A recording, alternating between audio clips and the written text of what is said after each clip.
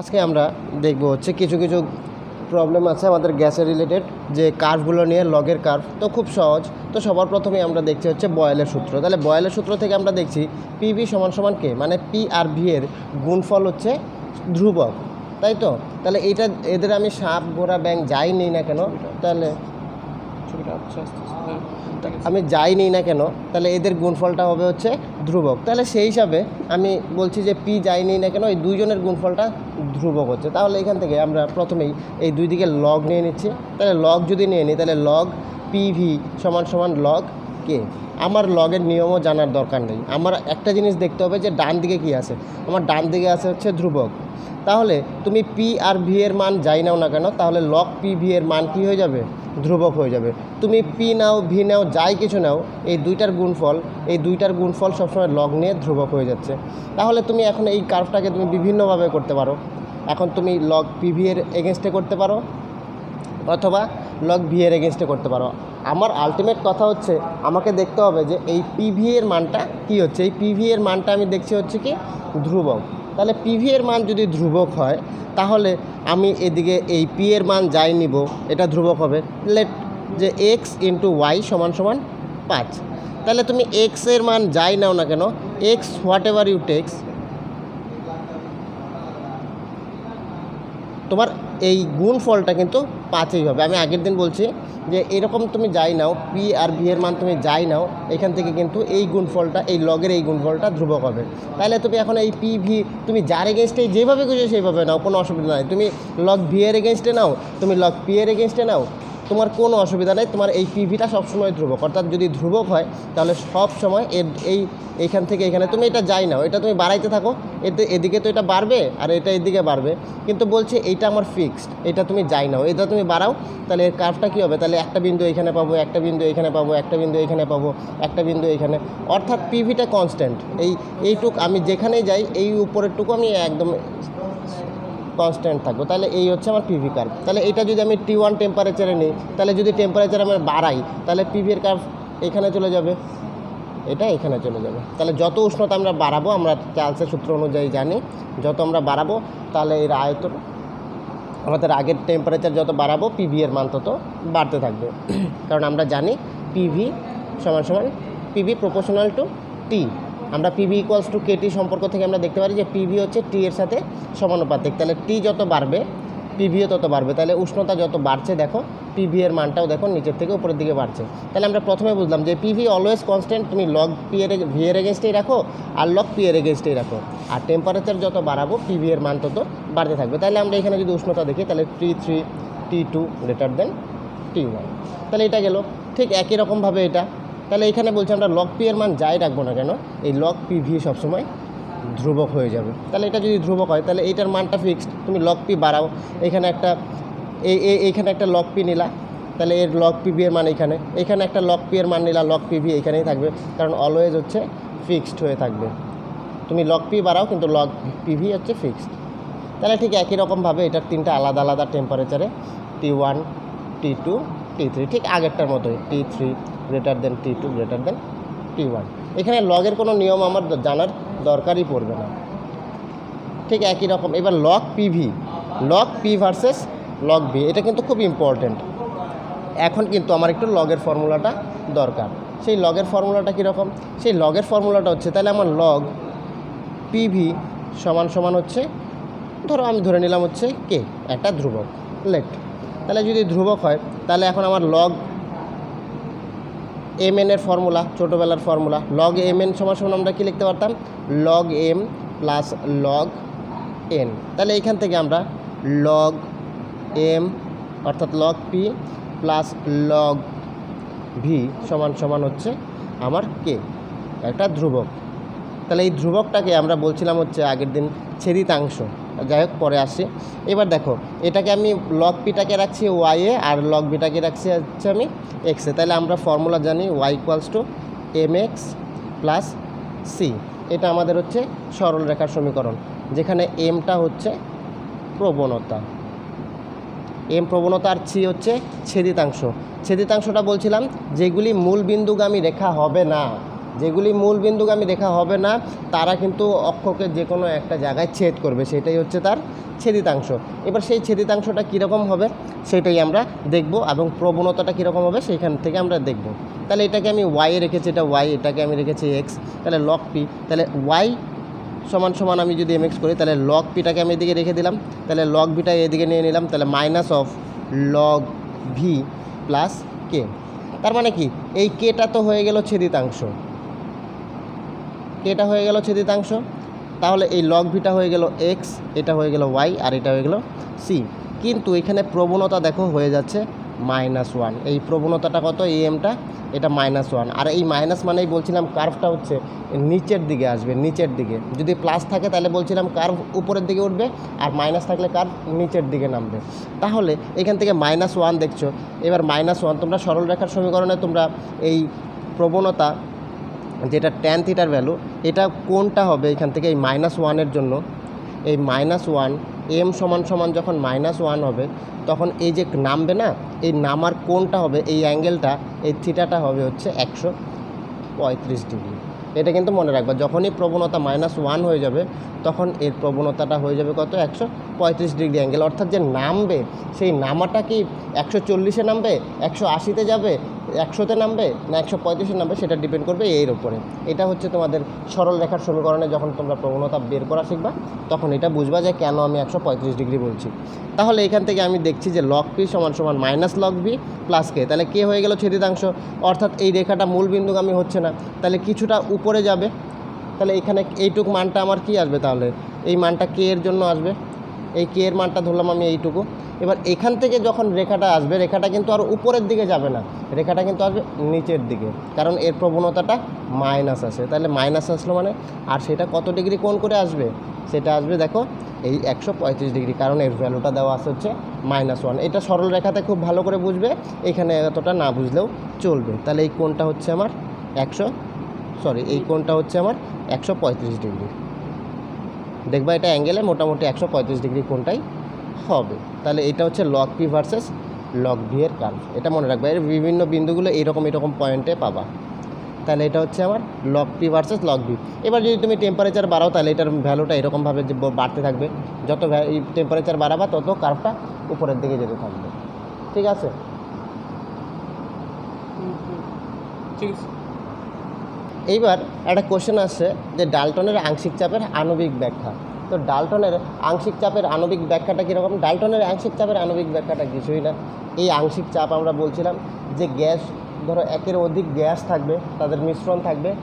এবার আণবিক ব্যাখ্যা বলতে সেই অণুগুলো অনবরত চলাচল করতে থাকবে, এদের মধ্যে কোনো রকম আকর্ষণ বল থাকলে কিন্তু চলবে না। আমি আগের দিনেই বলছিলাম যে এটা গোটাটাই হচ্ছে একটা অংশীদারি কারবারের মতো, অংশীদারি অঙ্কের মতো, যে যত টাকা ইনভেস্ট তুমি করবা তুমি সেই হিসাবে লাভ করবা। এবার এখানে যদি খাতির তৈরি হয়ে যায় একটা অণুর সাথে আরেকটা অণু, তাহলে কিন্তু হবে না।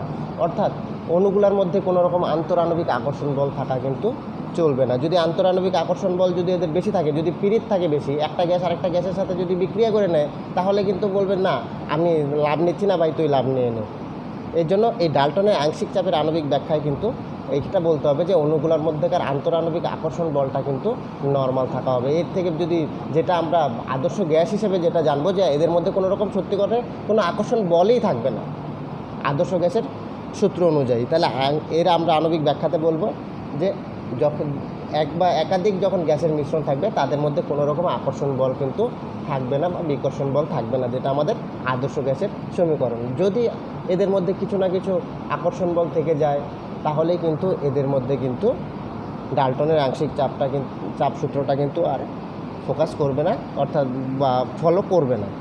আচ্ছা, এবার ক্রিয়াশীল আকর্ষণ বলের মান মৌল বা যৌগের ক্ষেত্রে, আচ্ছা এই কোশ্চেনটা একটু ভুলে গেছি, আমি একটু পরে আসছি। নেক্সট বলছে লন্ডন বল এর আকারের বৃদ্ধির সাথে কেন বৃদ্ধি পাবে। একদম সিম্পল জিনিস, আমরা আগেই বলছিলাম এই লন্ডন বল, ভ্যান্ডার ওয়ালস বল, এগুলি প্রত্যেকটাই কিন্তু তার পৃষ্ঠতলের ক্ষেত্রফলের উপর ডিপেন্ড করে। যত পৃষ্ঠতলের ক্ষেত্রফল বাড়বে, যত তার সারফেস বাড়তে থাকবে, তত তার আকর্ষণ বল বাড়তে থাকবে, যেটা আমরা পর্যায় সারণীতেও বলছিলাম যে মৌলগুলোর গলনাঙ্ক পূর্ণাঙ্ক বৃদ্ধি বা হ্রাস পায় তাদের কিন্তু পারমাণবিক আকারের উপরে, যত আকার বাড়বে তত বেশি পরিমাণে হবে। আমি আগের দিন এক্সাম্পল দিয়ে বলছিলাম যে দুইটা কলমের মধ্যে কিন্তু ইন্টারাকশান কিন্তু পরিমাণটা অনেক বেশি। যদি আমি যে কোনো দুইটা মুখা নিই তাহলে সেই ক্ষেত্রে কিন্তু আমার সেই এই দুইটার মধ্যে কিন্তু আমার কম হবে, কারণ এদের মধ্যে পয়েন্ট অফ ইন্টারাকশান কিন্তু অনেকটাই কম। তাহলে পৃষ্ঠতলের ক্ষেত্রফল যত বাড়বে তাদের মধ্যে কিন্তু ভ্যান ডার ওয়ালস আকর্ষণ বল এবং লন্ডন বল দুইটাই কিন্তু বেশি হবে। আচ্ছা, আরেকটা খুব ইম্পর্ট্যান্ট কোশ্চেন হচ্ছে, তাহলে আমরা এইটুক তো বুঝলাম যে এদের আকারটার উপর ডিপেন্ড করবে, কারণ এদের পৃষ্ঠতলের ক্ষেত্রফলটা বাড়বে এবং তাদের কিন্তু পৃষ্ঠতলের ক্ষেত্রফল যত বাড়বে তাদের মধ্যে কিন্তু আন্তরাণবিক আকর্ষণ বলটাও তত বাড়তে থাকবে। আচ্ছা, এই ক্ষেত্রে বলছে এই N2O4 হবে, এটা এই N2O4 এখান থেকে 2NO2 এদের মধ্যে হচ্ছে এটা অ্যাকচুয়ালি এখানে দেখাচ্ছে ডাইমার হয়ে এখানে N2O4 গ্যাস আর এটা হচ্ছে নাইট্রোজেন ডাইঅক্সাইড গ্যাস, এদের মধ্যে একটা সাম্য বজায় থাকছে। অর্থাৎ আমি এখানে নিচ্ছিলাম একজনকে, দেখছি কখনো বহুরূপী হয়ে যাচ্ছে দুইজন, আবার কখনো দেখছি একজন, এই একজন দুইজনের মধ্যে একটা বহুরূপতা দেখছি আমি এই নাইট্রোজেনের এই অক্সাইডটার জন্য। তাহলে এর ক্ষেত্রে কি ব্রয়েলের সূত্রটা প্রযোজ্য হবে না? এর ক্ষেত্রে কিন্তু ব্রয়েলের সূত্রটা প্রযোজ্য হবে না। কেন? কারণ এই প্রতি মুহূর্তে দেখো, এই প্রতি মুহূর্তে এর কিন্তু আয়তনের পরিবর্তন ঘটছে। আয়তনের পরিবর্তন বলতে পারো, কারণ এটা নিচ্ছিল 1 মোল, পাচ্ছ হচ্ছে 2 মোল। এই একটা তুমি একটা কারণ বলতে পারো। 2 নম্বর কারণ তুমি বলতে পারো মোল সংখ্যার পরিবর্তন, মোল সংখ্যারও পরিবর্তন ঘটছে। তুমি যে কোনো একটা বলতেই পারো, যেটা আমাদের বয়েলের সূত্রই কিন্তু দুইটা জিনিস নির্দিষ্ট ভরের কথা বলছিল, নির্দিষ্ট ভরের গ্যাস। তাহলে নির্দিষ্ট ভরের গ্যাস মানে কি? এখানে মোল সংখ্যাটা ফিক্স থাকবে, কিন্তু এখানে তো প্রতি মুহূর্তে, এটা আমরা যখন সাম্য অবস্থা চ্যাপ্টারটা পড়বো তখন এই জায়গাটা বুঝবো যে এটা সাম্য অবস্থাটা কী বলছে। তাহলে সাম্য অবস্থার মধ্যে আমরা একটা জিনিস দেখছি যে নিচ্ছিলাম আমি একটা অণু, কিন্তু এখানে হয়ে যাচ্ছে 2টা, আবার এই কিছুক্ষণ এখানে যায়, আবার এই কিছুক্ষণ এখানে আসে। তাহলে একটা লোক ঘরেও যাচ্ছে, আবার যখন বাইরের থেকে আসছে তখন 2 জন আসছে, একজন বাইরে যাচ্ছে, বাইরের থেকে যখন ঘরে ঢুকছে তখন 2 জন। তাহলে এটা একটা পাজল তৈরি করছে। তাহলে যেহেতু পাজল তৈরি করছে, তাহলে আমি কোনো রকম একটা ফিক্সড একটা জায়গায় কিন্তু কনসেপ্টটা নিয়ে যেতে পারছি না। তার জন্যই কিন্তু এই জায়গাটায় কিন্তু বয়েলের সূত্র আমরা প্রযোজ্য দেখতে পারবো না, কারণ আয়তনের একটা কন্টিনিউয়াস পরিবর্তন বা মোল সংখ্যার একটা কন্টিনিউয়াস পরিবর্তন, যার জন্য এর চাপেরও পরিবর্তন দেখব। যেহেতু আমরা ডাল্টনের আংশিক চাপ সূত্র থেকে আমরা দেখছি যে এদের কিন্তু এই দুইটা আলাদা আলাদা গ্যাস, এদের কিন্তু বিভিন্ন পার্সেন্টেজ এরা কিন্তু ওই মিশ্রণটার মধ্যে চাপ প্রয়োগ করবে।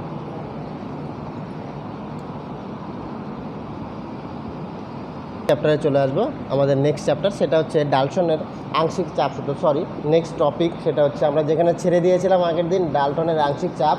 সেই ডাল্টনের আংশিক চাপে কি বলা হয়েছিল?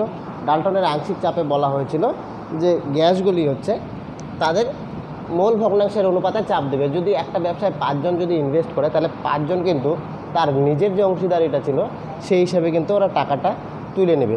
অর্থাৎ যদি মোট লাভ পি হয়, যদি এখানে এন সংখ্যক বা অজস্র লোক টাকা ইনভেস্ট করে কোনো কোম্পানির মধ্যে, যেরকম অনেক অনেক শেয়ার হোল্ডার থাকে, সেই শেয়ার হোল্ডারগুলো কিন্তু তাদের অ্যাকর্ডিং টু দেয়ার ইনভেস্টমেন্ট তারা কিন্তু সেই লাভটা পায়। আমরা আজকে সেখান থেকেই প্রমাণ করব যে ধরো একটা গ্যাসের পাত্রের মধ্যে এন সংখ্যক গ্যাসের মিশ্রণ আছে, তো তাদের মোট এন সংখ্যক গ্যাস তাদের প্রত্যেকের আলাদা আলাদা যে চাপটা দিবে সেটা গ্যাসের মোট চাপের সমান হবে। ভালো করে আরেকবার বুঝবে যে আমি যদি 5টা গ্যাস নিই, তাহলে 5টা গ্যাসের সবাই তো আলাদা আলাদা একটা চাপ দিবে, সেই আলাদা আলাদা চাপটা হচ্ছে মোট চাপের সমান হবে। বা বলতে পারি কোনো কোম্পানির বা কোনো বিজনেসের যে লাভটা হবে সেটা হচ্ছে প্রতিটা শেয়ার হোল্ডারের লাভ্যাংশের সমষ্টির সমান, একদম অঙ্কের ভাষায়। এবং এখানে আবার একটা কন্ডিশান আছে। এখানে কন্ডিশানটা কি? যদি এখন 2টা শেয়ার হোল্ডারের মধ্যে খুব ভালো খাতির থাকে যে ভাই আমি লাভ নিব না, আমার লাভটা তুই নিয়ে নিস, তাইলে কিন্তু এই জায়গাটায় কিন্তু হবে না, তাহলে কিন্তু এই ডাল্টনের আংশিক চাপ সূত্রটা প্রযোজ্য হবে না। অর্থাৎ ভাই তোমার সাথে আমার একদম প্রফেশনাল রিলেশান, কোনো পার্সোনাল রিলেশান নাই, কোনো ইমোশনাল রিলেশান নাই। তাহলে পার্সোনাল রিলেশান নাই, ইমোশনাল রিলেশান নাই, অর্থাৎ কি? অর্থাৎ তোমার সাথে আমার কোনো খাতির নাই। আমি 10 টাকা লাগাইছি, 10 টাকা অনুযায়ী আমি লাভ নিব। আমি 100 টাকা লাগাইছি, 100 টাকা অনুযায়ী লাভ নিব, যে যেরকম টাকা লাগাবে সেরকম।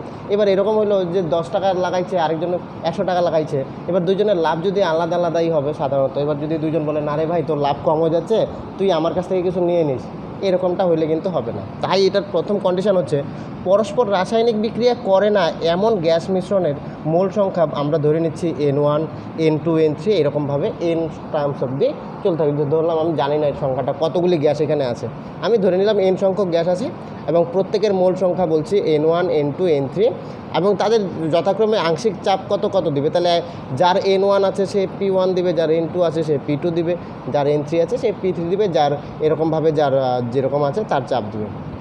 এবং আমি এই সিস্টেমের উষ্ণতা T ধরে নিয়ে নিলাম ফিক্সড, চাপ ধরে নিলাম P যেটা ফিক্সড থাকবেই, আর আয়তনটাও স্থির যেটা V ফিক্সড। তাহলে এবার আদর্শ গ্যাসের সমীকরণ অনুযায়ী আমি বলতে পারি যে এটার টোটাল চাপটা কী হবে, এই চাপ আয়তন PV = RT, আমরা যেটা জানি PV = nRT। কিন্তু এখানে তো N তো আর এক মোল না, এখানে অনেকগুলি মোল সংখ্যা নেওয়া আছে, তাহলে প্রত্যেকের সমষ্টি হবে R ইন্টু তার RT। তাহলে এখানে সমীকরণটা আমি একটু রিঅ্যারেঞ্জ করি, বা দিয়ে আমি লিখলাম তাহলে P = কি, ভিটার নিচে চলে আসবে RT/V, আর এখানে তো এতগুলি মোল সংখ্যা। আচ্ছা, এইবার যারা শেয়ার হোল্ডার ছিল অর্থাৎ যারা উপাদান গ্যাসগুলি ছিল তাদের আদর্শ গ্যাসের সমীকরণ যদি আমি আলাদা আলাদা করে দেখি, তাহলে P1 যেটা চাপ দিচ্ছিল তার মোল সংখ্যা কত ছিল N1, তাহলে P1V = N1 RT, কারণ আমরা আয়তন হচ্ছে কিন্তু ফিক্স ধরে নিয়েছি। P1 তাহলে এটাকে একটু রিঅ্যারেঞ্জ করে নিচ্ছি, তাহলে P1 = N1 × RT/V, তাহলে এটার থেকে আমি এটা পাচ্ছি। আবার P2 থেকে আমি বলছি N2/RTV একই রকম, আবার P3 = N3/RTV, কিছুই না, খালি একটু উপর নিচ করা। তাহলে আমি উপাদান গ্যাসগুলির মোট চাপ আমি ধরে নিচ্ছি, তাহলে P = P1 P2 P3 এভাবে চলতে থাকবে।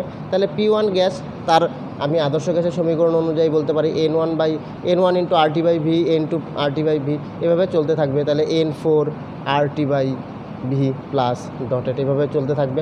তাহলে এখান থেকে আমি এই RT/V টার্মসটা প্রত্যেকটাই কমন পাচ্ছি, তাহলে এটাকে আমি প্রত্যেকটা কমন নিয়ে নিলাম, এখানে কমন নিয়ে নিলাম। তাহলে যদি কমন নিয়ে নিই তাহলে আমার এখানে থাকছে N1 + N2 + N3 plus dotted. তাহলে এটা সমান আমরা কোনটা পাচ্ছিলাম, এটা যদি আমি 1 নম্বর সমীকরণ নিয়ে রাখি যেটা হচ্ছে P = N1 N2 যেটা আমাদের আগের ছিল, আর এখানে আমরা পেলাম হচ্ছে একটা 2 নম্বর সমীকরণ। তাহলে এখান থেকে আমরা দেখছি এই 1 নম্বর সমীকরণ আর 2 নম্বর সমীকরণকে আমি যদি কম্পেয়ার করি, তাহলে কম্পেয়ারিং ইকুয়েশন 1 অ্যান্ড ইকুয়েশন 2, তাহলে আমরা দেখছি যে P = P1 P2 P3, কারণ এই যে মোট চাপ প্রত্যেকটা আলাদা আলাদা গ্যাসের চাপ ছিল, এই সমীকরণ থেকে আমরা এটা খুব সহজেই প্রমাণ করে নিতে পারি। ঠিক একই রকমভাবে এই ডাল্টনের যেরকম আংশিক চাপ সূত্র, ঠিক একই রকম একজন বিজ্ঞানী অ্যামাগা তার হচ্ছে আংশিক আয়তন সূত্রও কিন্তু বলছে তাই। এটাও প্রুফ করা যায়, এটা খুব বেশি পরীক্ষায় আসে না, শুধু এটুকুই বলে যে এই আংশিক আয়তন গ্যাসের ক্ষেত্রে আংশিক চাপ সূত্র, তাহলে সেই আংশিক আয়তনের সূত্রটা কে দিয়েছে, সেটা দিয়েছে হচ্ছে অ্যামাগা। এটা খুব বেশি ইম্পর্টেন্ট না, শুধু অ্যামাগা থেকে আয়তনটা মনে রাখবা, অ্যামাগা ফর আয়তন।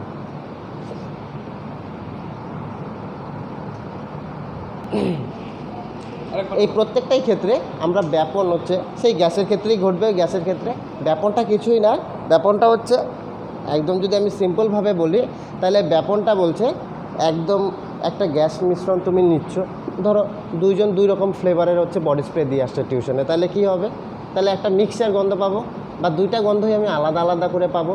এবার আজকে একজন একটা এক্সের ডিওড্রেন্ট দিয়ে আসলো, আরেকজন দিয়ে আসলো হচ্ছে সেটওয়েটে, তাহলে 2টার আলাদা আলাদা ফ্রেগনেন্স পাবো।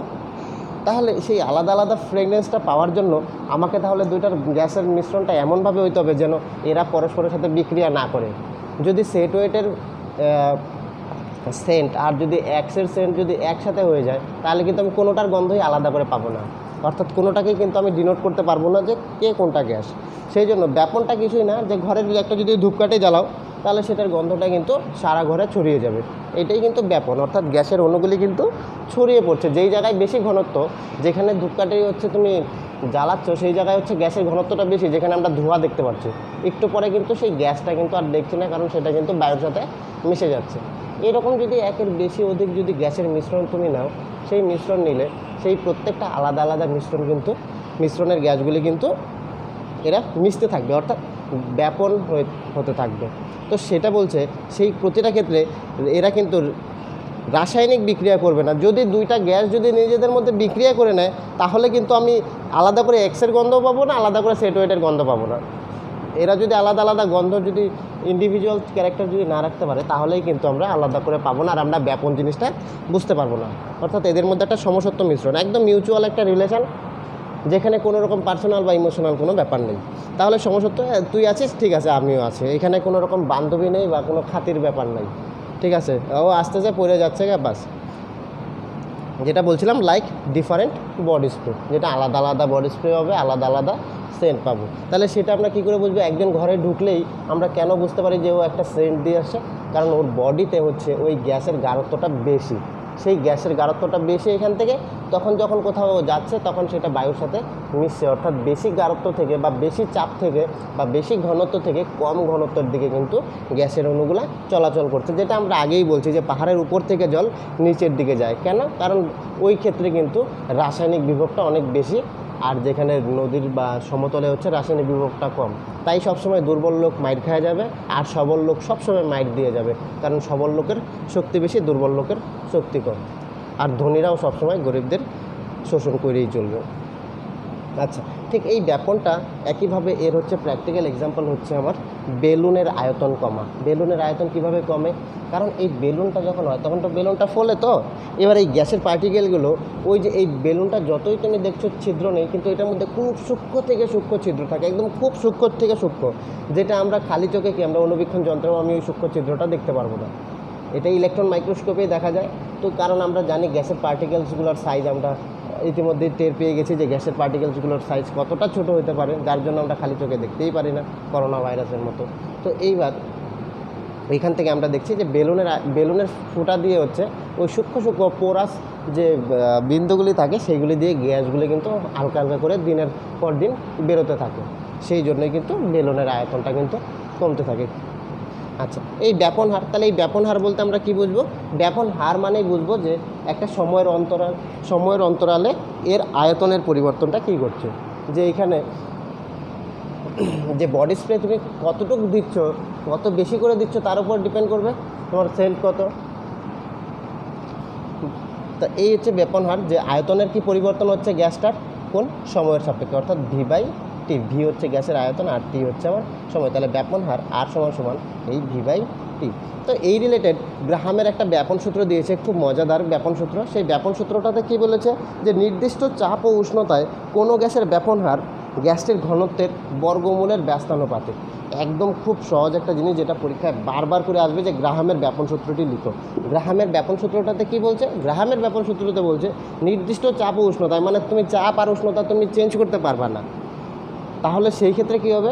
ব্যাপন হার মানে কত তাড়াতাড়ি ও যাবে, কত তাড়াতাড়ি গ্যাসটা হচ্ছে তোমার ব্যাপন হবে, ডিফিউজড হবে, সেটা ডিপেন্ড করবে তার ঘনত্বের সাথে, এবং সেই ঘনত্বের বর্গমূলের ব্যস্তানুপাতিক। মানে তুমি তো বর্গমূল তো করছো, সেটা আবার ব্যস্তানুপাতিক, মানে আর প্রপোর্শনাল টু 1/√d, কারণ এই ডি মানে হচ্ছে ঘনত্ব, এই ঘনত্বের বর্গমূলের ব্যস্তানুপাতিক। একদম খুব খুব খুব ইম্পর্ট্যান্ট একটা রিলেশান, খুব, কারণ এর থেকে আমরা এর পরবর্তীতে আরও অনেকগুলি রিলেশান কিন্তু প্রুফ করব।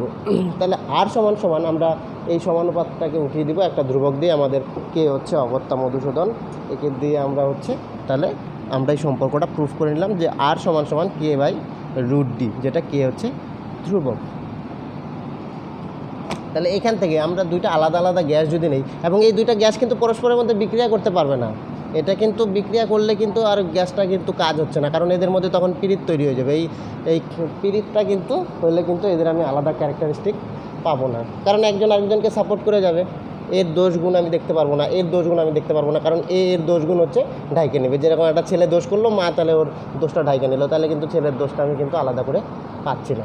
তাহলে এইখান থেকে আমি একটা প্রথম এ গ্যাস, এই এ গ্যাসের হচ্ছে ব্যাপন হার সমান আমি বলতে পারি k/√d, কারণ জাস্ট আমি এখানে এটাকে সাবস্ক্রিপ্টে এর জন্যই লিখছি, কেন এটাকে নোটেশন দেওয়ার জন্য। আর বি হচ্ছে k/√d অফ বি। তাহলে এই দুটো আলাদা গ্যাসের ব্যাপন হার। তাহলে আমি এখন এদের তুলনা করব, এটা 1 নাম্বার দিলাম, এটা 2 নাম্বার দিলাম, এবার আমি 1/2 করে দিলাম। তাহলে RA/RB সমান সমান আমি কী বলছি? তাহলে RA/RB সমান সমান এই k/√d, এটা RA, আর RB নিচে লিখছে, তাহলে এটা উল্টিয়ে যাবে, তাহলে √dB/k। তাহলে এখান থেকে কে চলে যাবে, যেহেতু এদের ক্ষেত্রে চাপ আর উষ্ণতা ফিক্সড, অর্থাৎ ধ্রুবকটাও ফিক্সড হয়ে যাবে। তাহলে √dB/√da, অর্থাৎ এখান থেকে আমি পাচ্ছি √dB/√da। তাহলে এখান থেকে কিন্তু এই দুইটার আলাদা আলাদা ঘনত্বের গ্যাস, তাদের কিন্তু ব্যাপন হার দেখো very very very important relation. তাহলে এই গেল হচ্ছে ব্যাপন হারের সাথে হচ্ছে ঘনত্বের সম্পর্ক, যে দুইটা আলাদা আলাদা গ্যাস যদি নেই তাহলে তাদের আলাদা আলাদা যদি ঘনত্ব থাকে তাহলে তাদের কিন্তু এই রিলেশনে কিন্তু চেঞ্জ হবে। এটা দিয়ে কিন্তু পরবর্তীতে অঙ্ক আসবে, আমি এই চ্যাপ্টারের শেষে এখান থেকে কিন্তু অঙ্ক দিব। এবার দেখো আরও আমরা কিছু ক্রস রিলেশন করব, সেটা কীরকম, যে এই ব্যাপন হার এই আরের সাথে, এই ব্যাপন হারের সাথে আমরা বাষ্প ঘনত্ব, এবার বাষ্প ঘনত্বটা একটু মনে করো যে বাষ্প ঘনত্বটা কী ছিল। আমরা জানি বাষ্প ঘনত্ব সমান, বাষ্প ঘনত্ব হচ্ছে কি যে আণবিক ভর সমান সমান 2 ইন্টু বাষ্প ঘনত্ব। এবার বাষ্প ঘনত্ব যদি তুমি সংজ্ঞা বলো তাহলে গ্যাসের বাষ্প ঘনত্ব হচ্ছে কোনো একটা গ্যাসের ঘনত্ব, আর আমরা স্ট্যান্ডার্ড নিয়ে নিচ্ছিলাম হচ্ছে হাইড্রোজেন গ্যাসের ঘনত্ব। তাহলে কোনো গ্যাসের ঘনত্বকে যদি আমরা হাইড্রোজেন গ্যাসের ঘনত্ব দিয়ে ভাগ করি, মানে আমি বলতে চাচ্ছি যে বাষ্প ঘনত্ব সমান সমান গ্যাসের ঘনত্ব, আর এনটিপিতে গ্যাসের ঘনত্ব, আর এনটিপিতে হচ্ছে হাইড্রোজেনের ঘনত্ব। এটাই ছিল কোনো গ্যাসের বাষ্প ঘনত্ব, যেটা তোমরা ছোটোবেলায় পড়ে আসো, ক্লাস 10-এ এই পড়াটা আছে গ্যাসে। তো যাই হোক, তাহলে বাষ্প ঘনত্ব হচ্ছে গ্যাসের ঘনত্ব বাই হচ্ছে হাইড্রোজেনের ঘনত্ব। তাহলে আমি গ্যাসের ঘনত্বটাকে যদি আলাদা রাখি তাহলে হাইড্রোজেনের ঘনত্ব ইন্টু বাষ্প ঘনত্ব মানে হচ্ছে গ্যাসের ঘনত্ব, এই রিলেশনটা এইটাকে জাস্ট একটু রিঅ্যারেঞ্জ করা। তাহলে গ্যাসের ঘনত্ব সমান সমান হাইড্রোজেনের ঘনত্ব, যেটা অলওয়েজ ফিক্স থাকে, আর হচ্ছে বাষ্প ঘনত্ব। তাহলে আমি বলতে পারি যে ডি সমান সমান হাইড্রোজেনের ঘনত্বটাকে যদি আমি কে ক্রাইম ধরি তাহলে ডি, বা এখান থেকে আমি বলতে পারি যে গ্যাসের ঘনত্বটা হচ্ছে কি তার বাষ্প ঘনত্বের সাথে সমানুপাত সম্পর্ক। তাহলে এই যদি সমানুপাত সম্পর্ক হয় তাহলে আমি এই সমানুপাতটাকে উঠিয়ে দিলাম কে ক্রাইম দিয়ে, তাহলে ডি সমান সমান কে প্রাইম ইন্টু ডি। তাহলে আমরা এখান থেকে এইটুকু তো বুঝতে পারছি যে বাষ্প ঘনত্ব ডি হচ্ছে গ্যাসের ঘনত্বের সাথে একদম সরাসরি সম্পর্কিত। তাহলে আমি ধরে নিলাম ডিএ ও ডিবি ঘনত্বের দুটা গ্যাসের বাষ্প ঘনত্ব হচ্ছে ক্যাপিটাল ডিএ ও ক্যাপিটাল ডিবি। তাহলে গ্রাহামের ব্যাপন সূত্র অনুসারে আর এ বাই আর বি সমান সমান root of DB by DA, যেটা আমরা এখানে প্রুফ করেছি। তাহলে সেইখান থেকে আমি এই ডিবি আর ডি এর মধ্যে আমি এই রিলেশনটা পুট করে দেবো, k prime by db, k prime by DA. তাহলে জাস্ট ওই সম্পর্কটা এখান থেকে প্রুফ করা। এই প্রত্যেকটা সম্পর্ক, এই গ্রাহামের ব্যাপন সূত্র, এই প্রত্যেকটা সম্পর্ক এটা 10 বার, এটা 10 বার করে আমাকে পাঠাবা। পাশাপাশি এই ব্যাপন হারের সাথে এই আণবিক গুরুত্ব, এই যে দেখো এখানে আণবিক এম ইকুয়ালস টু 2D মানে কি, এই ডি হচ্ছে বাষ্প ঘনত্ব, এই ডি হচ্ছে বাষ্প ঘনত্ব, এই ব্যাপন হারের সাথে আণবিক গুরুত্ব। তাহলে 2 ইন্টু বাষ্প ঘনত্ব, দেখো বি এ ডিবি বাষ্প ঘনত্বের গ্যাসের আণবিক গুরুত্ব এম এ এম বি, যেহেতু আণবিক গুরুত্বকে আমরা এম দিয়ে নিচ্ছিলাম। তাহলে আর এ বাই আর বি সমান সমান root of DB by DA. তাহলে এখান থেকে হচ্ছে 2 ইন্টু ডিবি, 2 দিয়ে গুণ করলাম, উপরে 2 নিচেও 2, তাহলে 2D মানে কি m, m b by m a. এখান থেকে কিন্তু এই রিলেশনটা একদম অনেকবার পরীক্ষায় আসবে, অনেকবার। এই যে এখান থেকে তাহলে দেখো আর এ উপরে আর এম এ হচ্ছে নিচে, তাহলে আর এর সাথে দেখো এম এর কিন্তু ব্যস্ত সম্পর্ক, এবং সেটা কিন্তু রুটের সম্পর্ক। দেখো এটা রুট নাই কিন্তু এদিকে রুট আছে, তাহলে আর এ উপরে আর এখানে এম এ নিচে, তার মানে ব্যস্ত সম্পর্ক এবং সেটা রুটের সম্পর্ক, অনেকটা ঘনত্বের সাথে। ভেরি ইম্পর্ট্যান্ট, এটা দিয়ে পরীক্ষায় কিন্তু নিটের কোশ্চেন কিন্তু খুব আসে এবং নর্মালি কিন্তু আসে। আমি দেখাবো পরে এটার থেকে অঙ্কটা। আচ্ছা, ব্যাপনের সময়ের সাথে বাষ্প ঘনত্বের, আচ্ছা এটা 10 টাইমস। আচ্ছা, ব্যাপনের সঙ্গে এই বাষ্প ঘনত্ব এবং আণবিক গুরুত্বের সম্পর্ক, মানে ব্যাপনের সময়ের সাথে, মানে টি এর সাথে, এই যে টিটা, এই টি এর সাথে সম্পর্ক। এটা খুব সহজ, তোমরা পারবাই যে এই টি এর সাথে যে ভি আয়তন গ্যাস টি সময়ে যদি সেটা ইসে করে এই বা তাহলে আর এ বাই আর বি সমান সমান ডিবি বাই ডিএ, যেটা এখানে অলরেডি প্রুফ করেছো তোমরা। তাহলে এখান থেকে আর মানে হচ্ছে V by TA, V by TB, একদম খুব সহজ। তাহলে এখান থেকে দেখবা যে এই সময়টা হচ্ছে তার বাষ্প ঘনত্বের সাথে কিন্তু সরাসরি সম্পর্কিত। এটাও 10 টাইমস, এটা একদম নিজেরা পারবে, খুব ইজি একদম। ওইটা বুঝতে পারলে এটাও খুব বুঝবে। আর এখান থেকে আমি তোমাদের জন্য এই একটু কাজ রাখলাম, সেটা হচ্ছে এই ব্যাপনের সময়ের সাথে আণবিক গুরুত্বের হচ্ছে এই সম্পর্কটা নির্ণয়, একদম এখান থেকেই আসবে। দেখো এই ডিবি এর জায়গায় 2 ইন্টু করে দিবা এখান থেকে, আর আরটাকে হচ্ছে এইরকমভাবে ভি বাই টি এ করবা, যেটা আমরা ব্যাপন হার এখানে আর সমান সমান সবার প্রথমেই হচ্ছে ভি বাই টি করছিলাম, এখান থেকে কিন্তু এখানে আসলো। তাহলে হয়ে গেল, এটা তোমরা নিজেরা করবা এবং সেটা 10 বার করে আমাকে পাঠাবাও।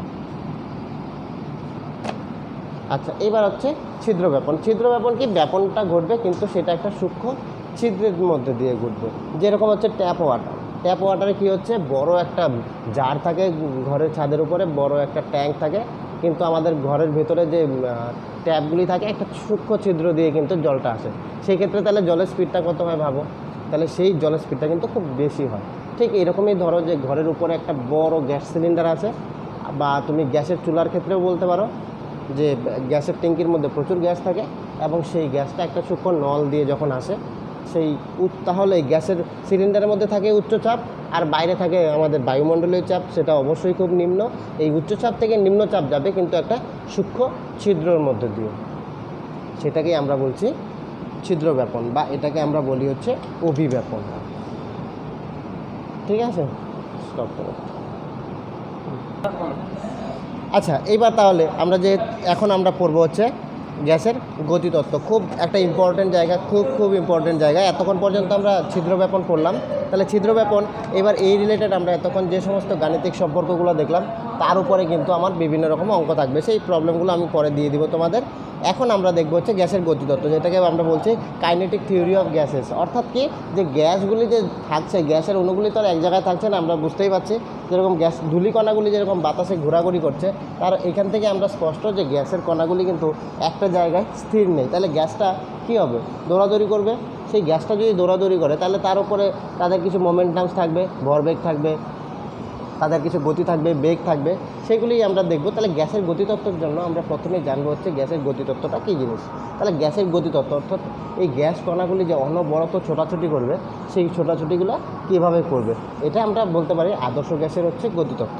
তাহলে এই আদর্শ গ্যাসের গতিতত্ত্ব থেকে প্রথমেই বলবে যে গ্যাসের অণুগুলি হচ্ছে অনবরত ছোটাছুটি করে। তাহলে এই অণুগুলি কী করবে, অনবরত ছোটাছুটি করবে। ছোটাছুটি যেটা বইয়ের মধ্যে খুব ভালো করে দেওয়া আছে, আমি জাস্ট তোমাদের বোঝার জন্য বলছি।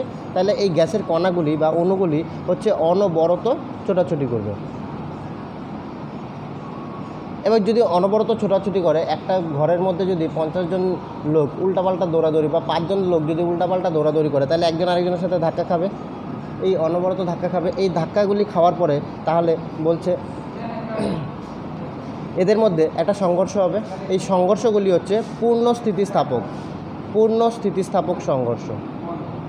এবার স্থিতিস্থাপক সম্পর্ক মানে কি, এটাকে বলতে পারো হচ্ছে ইলাস্টিসিটি।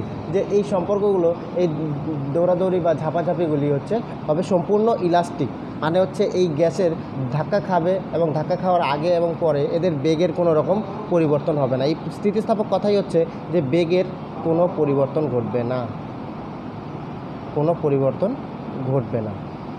তাহলে এটাকে এই জন্য বলছি আমরা হচ্ছে পূর্ণ স্থিতিস্থাপক। এবং এর সাথে আরও বলা হয় যে এরা তো দেওয়ালেও দিকে ধাক্কা খেতে পারে, তাহলে এই দেওয়ালে ধাক্কা খাওয়ার আগে এবং দেওয়ালে ধাক্কা খাওয়ার পরেও এদের কিন্তু বেগের কোনো রকম পরিবর্তন ঘটবে না। আরও আছে, আরও কী, সেটা হচ্ছে এদের মধ্যে কোনো রকম কোনো আকর্ষণ বা বিকর্ষণ বল কাজ করে না, কোনো আকর্ষণ বা বিকর্ষণ বল কাজ করবে না, বা বিকর্ষণ বল এদের মধ্যে থাকবে না। যদি আকর্ষণ বা বিকর্ষণ বল থাকে তাহলে সেটাই কি হবে, তাহলে আকর্ষণ বল থাকলে কোথাও দেখবো আমরা গ্যাসের অণুগুলার বেগ বাড়বে, কোথাও বা গ্যাসের অণুগুলার বেগ হচ্ছে কমবে। কিন্তু এখানে বলছে যেহেতু পূর্ণ স্থিতিস্থাপক এবং এদের মধ্যে কোনো রকম আকর্ষণ বা বিকর্ষণ বল থাকবে না, এবং তারা অনবরতই ছোটাছুটি করবে। এরা একটা জায়গায় কখনোই স্থির থাকবে না। যদি স্থির থাকে তাহলে কিন্তু ওই সিস্টেমটা আর সমসত্ব সিস্টেম থাকবে না, অর্থাৎ গ্যাসগুলির কোনো রকম অস্তিত্ব থাকবে না। কারণ এই গ্যাসগুলি ধুলাবালি কিছুক্ষণ ওড়ার পরে স্টপ হয়ে যাবে, কিন্তু গ্যাসের কণাগুলি কখনোই কিন্তু স্টপ হবে না, ওরা অনবরত ছোটাছুটি করবে। এদের আকর্ষণ বা বিকর্ষণ বল থাকবে না, এবং তাদের সংঘর্ষগুলো বলছি সবসময় হচ্ছে পূর্ণ স্থিতিস্থাপক, অর্থাৎ সংঘর্ষের আগেও যা তার শক্তি থাকবে, পরেও তার একই শক্তি থাকবে। এবং আরও বলছে যে এদের যে এই গতিশক্তি, তাহলে এদের যখন ঘুরবে দৌড়াবে তাহলে তাদের একটা গতিশক্তি থাকবে। এই গতিশক্তিটা তাদের পরম উষ্ণতার সাথে সমানুপাতিক। পরম উষ্ণতা মানে আমরা যেটা পরম উষ্ণতা জানি, সেই পরম উষ্ণতার সঙ্গে সমানুপাত সম্পর্ক, সমানুপাতিক। একদম সিম্পলি, একদম খুব সিম্পল, যে যত বেশি এনার্জি দিবা তাহলে গ্যাসের কণাগুলির মধ্যে শক্তি তত বাড়বে, গ্যাসের কণাগুলি তত বেশি ছোটাছুটি করবে। আর যত বেশি ছোটাছুটি করবে তাহলে তারা দেয়ালে তত জোরে ধাক্কা দিবে। এই গ্যাসের কণাগুলি দেয়ালে যত বেশি জোরে ধাক্কা দিবে তত বেশি দেয়ালে বল প্রয়োগ করবে, গ্যাসের চাপও তত বেশি হবে। এগুলি হচ্ছে গ্যাসের গতিতত্ত্ব। তোমাদের বলবে যে গ্যাসের গতিতত্ত্বের স্বীকার্যগুলি লেখো, তাহলে তোমরা এই মোটামুটি এই 2-3 থেকে 4টা গতিতত্ত্ব লিখলেই যথেষ্ট। তাহলে এদের গতিশক্তি বলছে পরম উষ্ণতার সাথে সমানুপাতিক, যেটা আমরা পরবর্তীতে প্রুফ করেও দেখাবো যে গ্যাসের গতিশক্তিটা পরম উষ্ণতার সাথে কী করে সমানুপাতিক সম্পর্ক। অর্থাৎ যার যত বেশি শক্তি হবে, যে যত বেশি খাবে তাহলে শক্তি তত বেশি হবে। সে কীরকম খাবে, কার কীরকম বেগ হবে সেটা আমরা পরবর্তীতে দেখব। শুধু আমরা এইটুক প্রথম গতিতত্ত্বের মধ্যে দেখব যে গ্যাসের কণাগুলি অনবরত ছোটাছুটি করছে এবং তাদের মধ্যে কোনো আকর্ষণ বা বিকর্ষণ বল থাকবে না, এবং তাদের গতিশক্তিগুলি হচ্ছে তার উষ্ণতার সঙ্গে সমানুপাতিক। যত বেশি তুমি টেম্পারেচার দেবা একটা গ্যাসের কণাকে, সে তত বেশি ছুটবে। যাকে তুমি যে ঘোড়াকে যত বেশি খাওয়াবা, সেই ঘোড়াটা তত ফাস্ট দৌড়াবে, এবং তাদের যে ধাক্কাটা সেটা হচ্ছে পূর্ণ স্থিতিস্থাপক, মানে ইলাস্টিক, রবারের মতো। টানবা আবার আগের জায়গায় ফিরে আসবে, টানবা আবার আগের জায়গায় ফিরে আসবে। এদের কিন্তু একদম সম্পূর্ণ স্থিতিস্থাপক একটা সম্পর্ক, বেগের কোনো রকম পরিবর্তন ঘটবে না। তাহলে এইবার গ্যাসের কণাগুলির মধ্যে এবার সবগুলি গ্যাস তো যেরকম পঞ্চপাণ্ডব তো আর সমান খাইতো না, আর তাদের শক্তিও তো সমান ছিল না। তো সেই জন্য গ্যাসের কণাগুলির মধ্যে আমি বিভিন্ন রকমের কিন্তু বেগ লক্ষ্য করা যায়। সেই বেগগুলোকে আমরা 3টা ভাগে ভাগ করব। একটা হচ্ছে গড় বেগ, কারণ একটা ক্লাসের মধ্যে সবগুলি স্টুডেন্ট তো আর সমান নাম্বার পাবে না, বা সবগুলো সাবজেক্টে সমান নাম্বার পাবে না। এদের একটা গড় হয়, যেটা আমরা পার্সেন্টেজ হিসাবে পরে ক্যালকুলেট করি। তাহলে প্রথমটা পাবো হচ্ছে গড় বেগ, একটা পাবো হচ্ছে গড় বর্গবেগের বর্গমূল, গড় বর্গবেগের বর্গমূল, যেটাকে আমরা বলছি হচ্ছে রুট মিন স্কোয়ার ভেলোসিটি, যেটা আমরা পরে বলছি। তাহলে গড় বর্গবেগের বর্গমূল। আরেকটা হচ্ছে সম্ভাব্যতম বেগ। সম্ভাব্যতম বেগটাও আমরা খুব ডিটেলসে পরে পড়ব। তা আমরা প্রথম 3টা বেগ জানবো, যেটা খুব লাগবে আমাদের।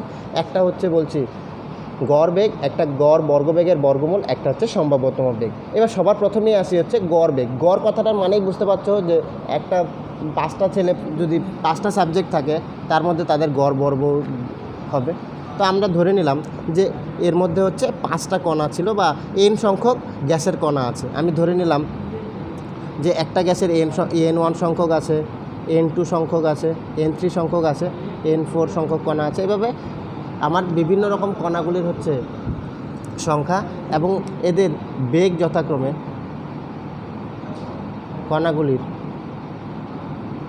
বেগ ধরে নিচ্ছি, তাদের রেসপেক্টিভ বেগ যথাক্রমে c1, c2, c3, c4 এইভাবে চলতে থাকবে। তাহলে n1 সংখ্যক কণার বেগ হচ্ছে c1, n2 সংখ্যক কণার বেগ হচ্ছে c2, n3 সংখ্যক কণার বেগ হচ্ছে c3, n4 সংখ্যক কণার বেগ হচ্ছে c4। তাহলে এইভাবে যতই চলতে থাকবে তার সেই হিসাবে আমরা নোটেশন ইউজ করতে থাকবো।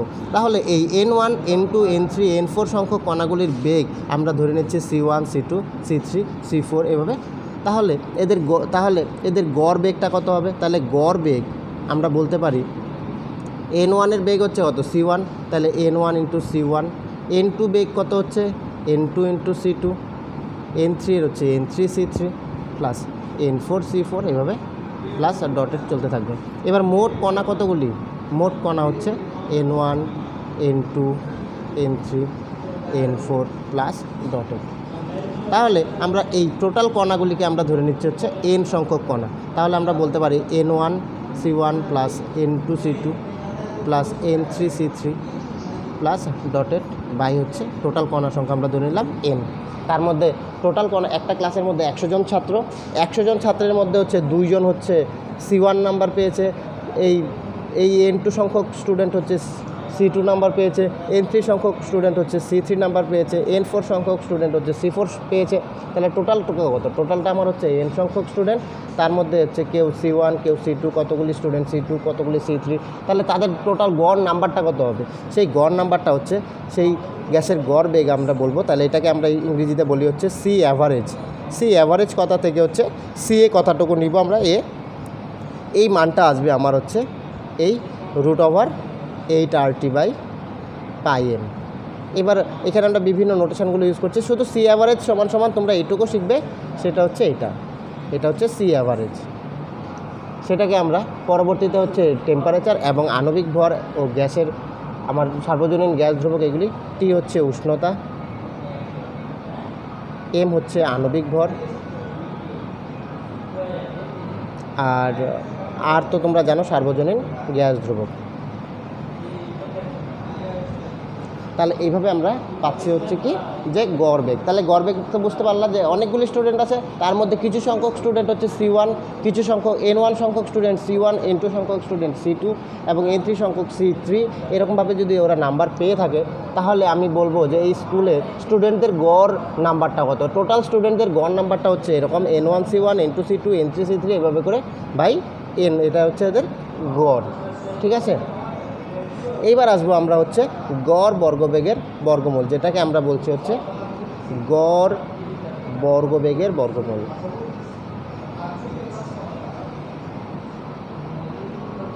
ইংরেজিতে বলছি আমরা রুট মিন স্কোয়ার ভেলোসিটি, যেটা আমরা সংক্ষেপে সবসময় বলে যাব হচ্ছে RMS, অর্থাৎ CRMS। সি সাবস্ক্রিপ্টে হচ্ছে RMS কথাটার উদ্দেশ্যই হচ্ছে যে রুট মিন স্কোয়ার ভেলোসিটি। এবার এটা কিভাবে আমরা করব, তাহলে আমি কণাগুলি ধরে নিচ্ছিলাম কি,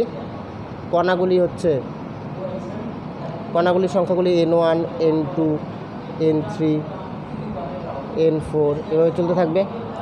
তাহলে এদের বেগ ধরে নিচ্ছিলাম আমি C1 স্কোয়ার, C2 স্কোয়ার, বেগ C1, C2, C3, C4, like আগেরটার মতোই C5 এভাবে চলতে থাকবে।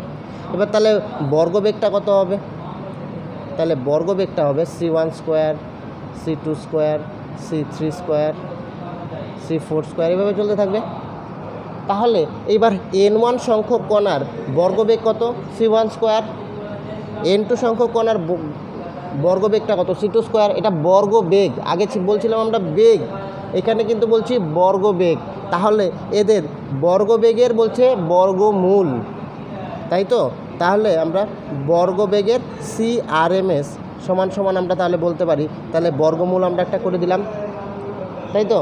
তাহলে N1 কণার বেগ কত, C1 স্কোয়ার, তাহলে N1 into C1 square plus N2 into C2 square plus N3 C3 square. কারণ হচ্ছে এদের N1 সংখ্যক কণার বেগটা কত ছিল, C1 স্কোয়ার।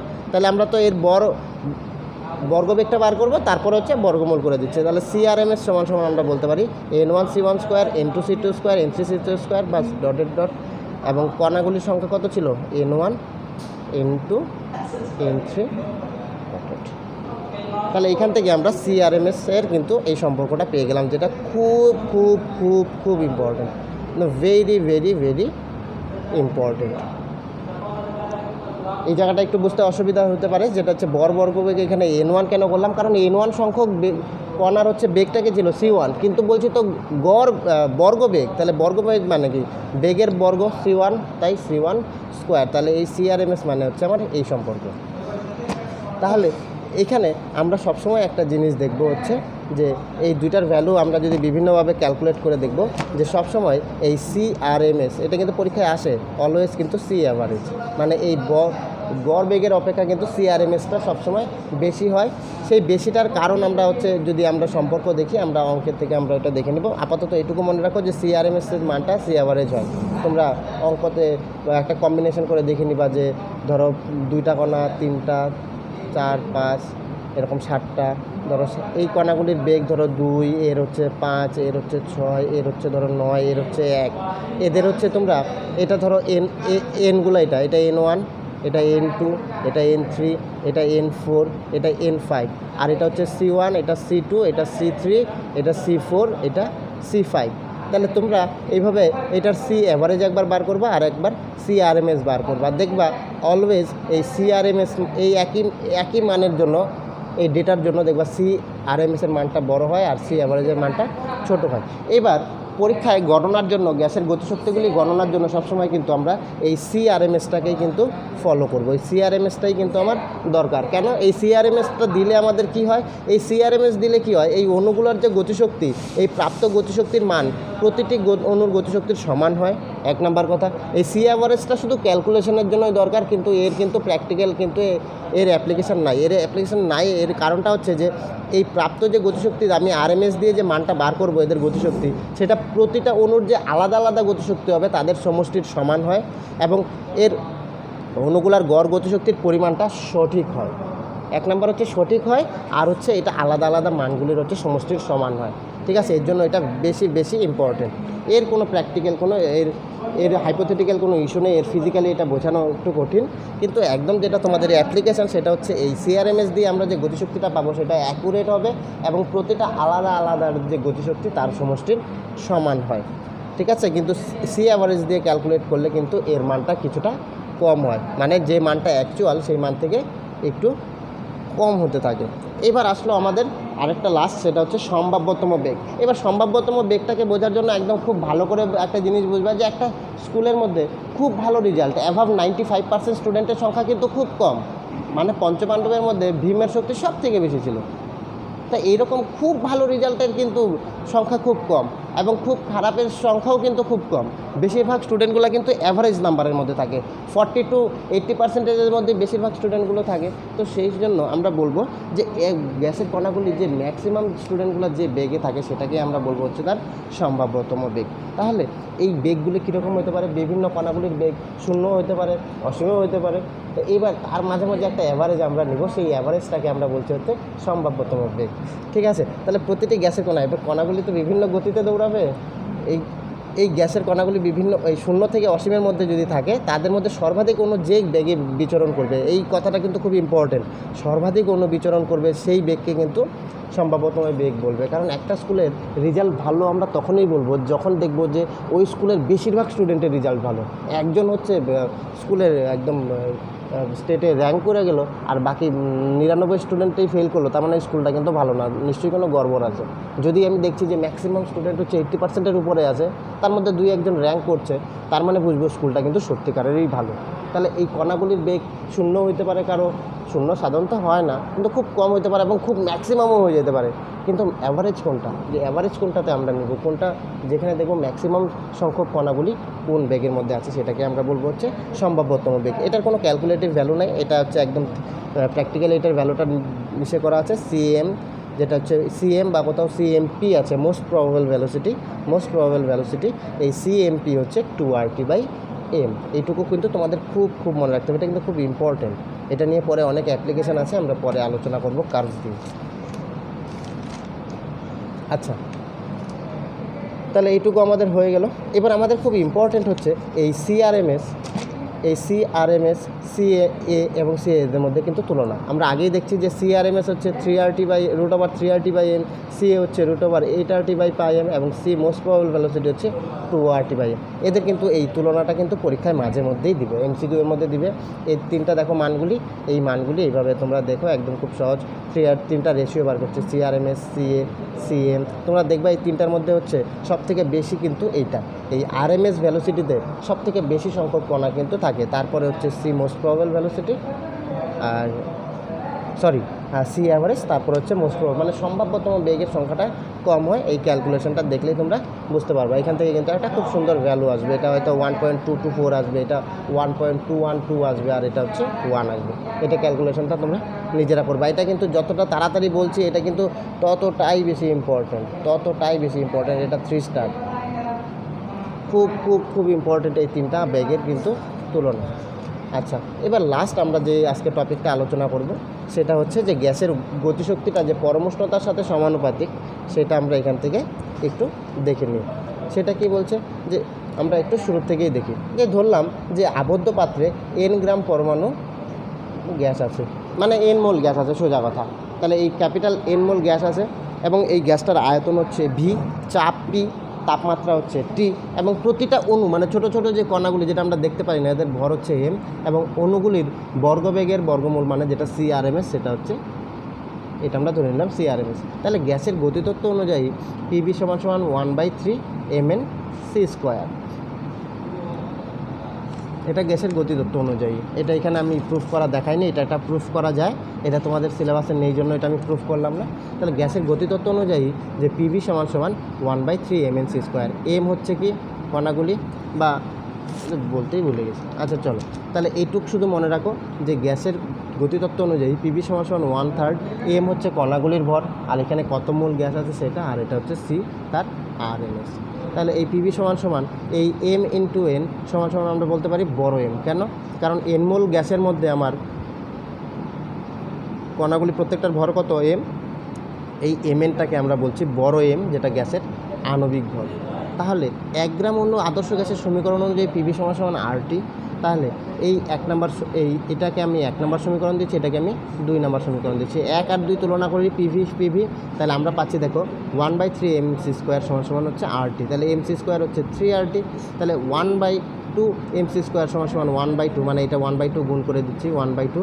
তাহলে এখান থেকে আমি পাচ্ছি হাফ mc² সমান সমান এই RTর জায়গায় আমি বসাতে পারি হচ্ছে পিভি। তাহলে RT/P, যেটা আমরা পিভি সমান সমান RT থেকে বসাচ্ছি। তাহলে 1 গ্রাম অণু গ্যাসের গতিশক্তি হচ্ছে হাফ mc²। তাহলে 1 গ্রাম অণু গ্যাসের গতিশক্তি হচ্ছে 3/2 RT। তাহলে এই 3/2 আর আরটা হচ্ছে সার্বজনীন গ্যাস ধ্রুবক, আর 3/2 এর একটা কনস্ট্যান্ট ভ্যালু আছে, তার মানে এই দুইটার গুণফল হচ্ছে আমার ধ্রুবক। তাহলে 1 গ্রাম অণু গ্যাসের গড় গতিশক্তি হচ্ছে, তাহলে এইটুকু যদি আমি সরিয়ে দিই তাহলে আমি এখানে একটা প্রপোর্শনাল সাইন বসিয়ে দিতে পারি। তাহলে এর গতিশক্তিটা আমরা বলছি হচ্ছে উষ্ণতার সাথে সমানুপাতিক। অতএব গ্যাসের গতিশক্তিগুলি হচ্ছে পরম উষ্ণতার সাথে সমানুপাতিক। এখানে শুধু আমরা এইটুকু অ্যাজাম্পশন করে নিচ্ছি, এটা প্রুফ করা যায়। এটা তোমাদের সিলেবাসে যদি থাকে তাহলে আমি আবার প্রুফ করে দেখাবো, কিন্তু আমার যতটুকু মনে পড়ছে এটা তোমাদের সিলেবাসে কিন্তু এই প্রুফটা নেই। ঠিক আছে, তাহলে এইটুক জায়গা কিন্তু এটা খুব ইম্পর্টেন্ট। এটা 15 টাইমস করবা, এটা লাগবে। এর পরের দিন এটার খুব কাজ আছে, এটার উপরে অনেকগুলি অ্যাপ্লিকেশান কিন্তু আছে, এর পরের দিন আমরা দেখব। তাহলে আজকে এইটুকুই থাকলো গ্যাসের গতিতত্ত্ব পর্যন্ত। এর পরের দিন এর কিছু অ্যাপ্লিকেশান দেখব, তারপরে আমরা দেখব যে আদর্শ গ্যাস থেকে বাস্তব গ্যাসের বিচ্যুতিগুলি, এবং তার বাস্তব গ্যাস যখন আসবে তখন নতুন কিছু টার্ম আমরা যোগ করব, এবং তার রিলেটেড আমরা বাস্তব গ্যাসের সমীকরণও নির্ণয় করব। তাহলে আজকে এটুকুই থাকলো।